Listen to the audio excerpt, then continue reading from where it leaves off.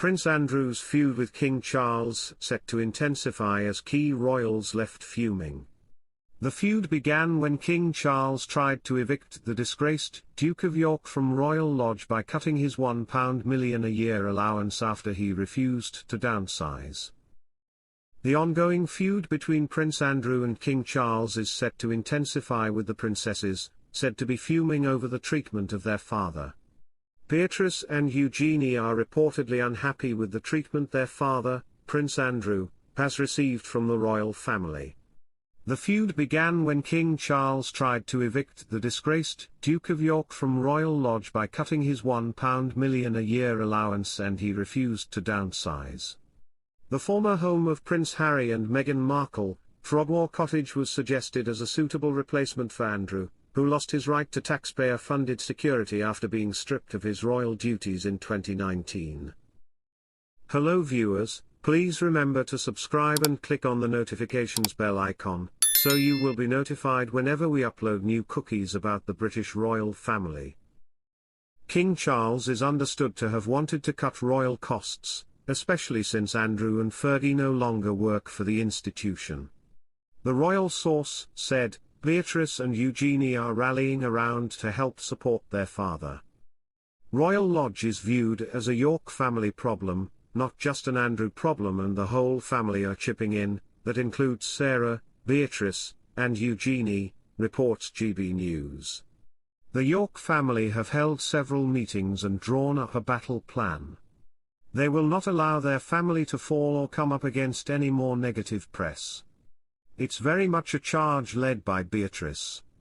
She's extremely loyal and has taken the reins. The former BBC correspondent, Jenny Bond, previously suggested that Princess Beatrice is in a perfect position to act as a mediator between the brothers, as she is a trusted member of the royal family and remains close with her father.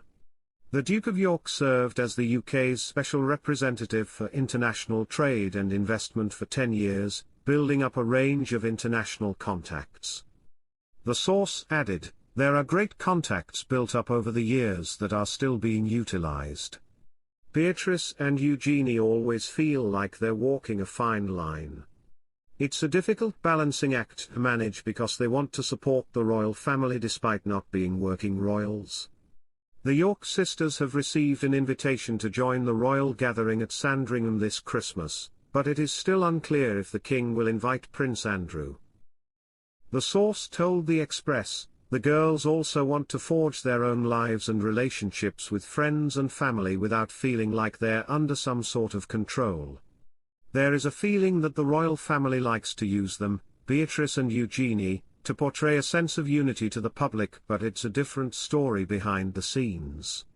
It's a constant push and pull scenario for them, which is becoming more and more difficult as time goes on.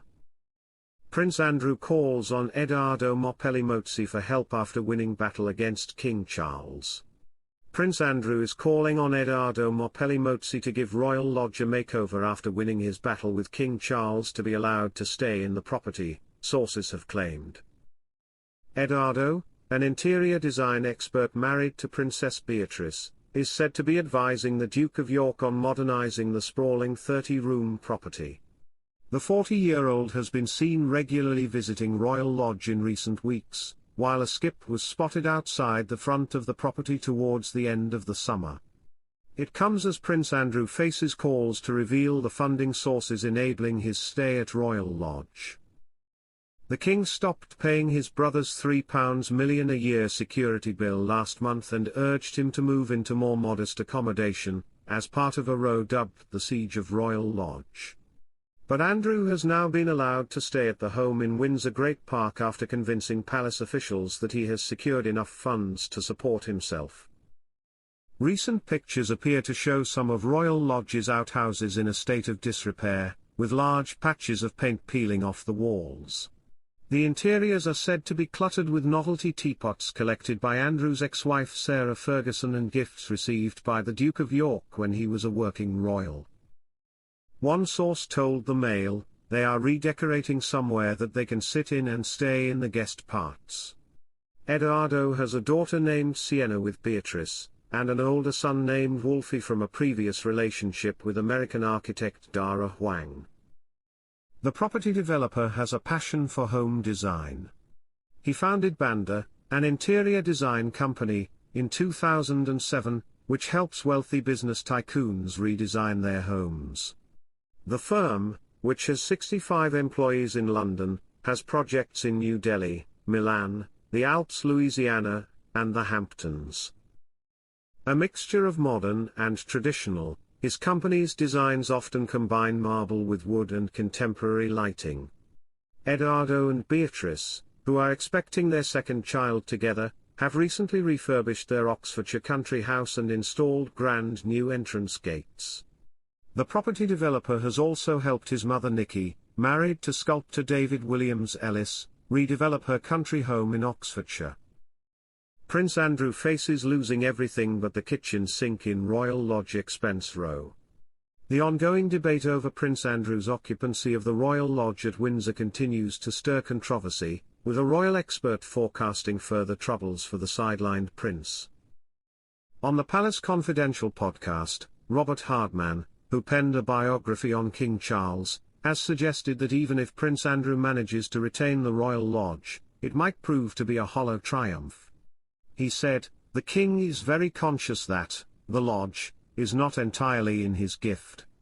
It's a Crown Estate property, and the Crown Estate ultimately answers to the government. The king can't evict him, and wouldn't want to anyway." However, Robert notes that although Prince Andrew has reportedly gathered the funds necessary to remain at the lodge, doubts linger over the Duke of York's ability to maintain it properly, potentially leading to a new dilemma.